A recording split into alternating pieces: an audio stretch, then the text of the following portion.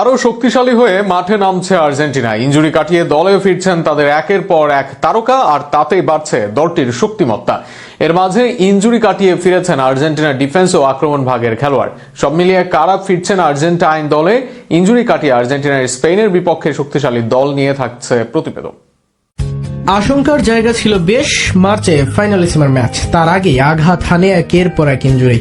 প্রতিপক্ষ যেখানে স্পেনের মতো জায়ান্ট দল, সেখানে একের পর এক ইনজুরির চিন্তায় ভাঁজ ফেলেছে আর্জেন্টাইন ভক্তদের।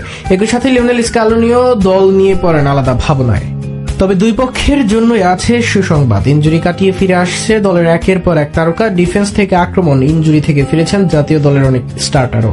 আর সেখানেই শক্তিশালী হচ্ছে আর্জেন্টিনার স্কোয়াড। গোড়ালির চোটে টানা 6টি ম্যাচ খেলতে পারেনি আর্জেন্টিনার ডিফেন্ডার নিকোলাস তাগলিয়াফিকো। আর সেখানে শঙ্কা ছিল লামিনের বিপক্ষে কে পালন করবে গুরু দায়িত্ব। তবে চলতি ম্যাচের শুরুতে আবার মাঠে ফিরেছেন তিনি। ফ্রান্সের ক্লাব অলিম্পিক লিউয়ের হয়ে খেলেন এই অভিজ্ঞ ফুটবলার। সেখানে ফেব্রুয়ারি মাসে ইনজুরিতে পড়েন তাগলিয়াফিকো। তবে সুস্থ হয়ে আবারও মাঠের ফুটবলে ফিরেছেন এই লেফট ব্যাক। তার এই ফিরে আসা লিওর জন্য গুরুত্বপূর্ণ, আবার গুরুত্বপূর্ণ আর্জেন্টিনার জন্য, কারণ দলের রক্ষণ ভাগে তিনি দীর্ঘদিন ধরে অন্যতম নির্ভরযোগ্য খেলোয়াড়।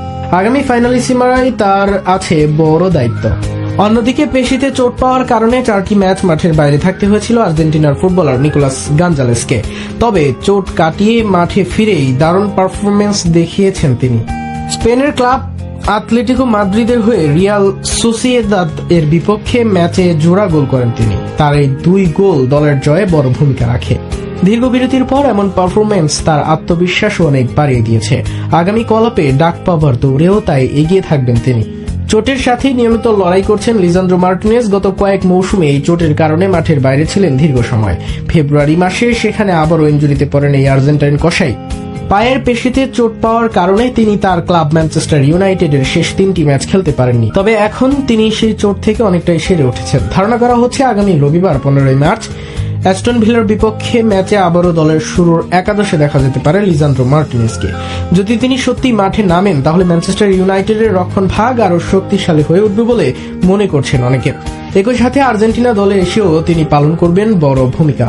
অপরদিকে ইনজুরি থেকে সেরে উঠলে লাউতারো মার্টিনেজ, তার মাঠে নামাও এখন সময়ের ব্যাপার। সব মিলিয়ে ফাইনালিসিমার আগে নানা সুসংবাদে আর্জেন্টিনায় শিবির। এবার দেখা যাক ইনজুরি ফেরত খেলোয়াড়রা কতটা উপকারে আসে আর্জেন্টিনা দলের।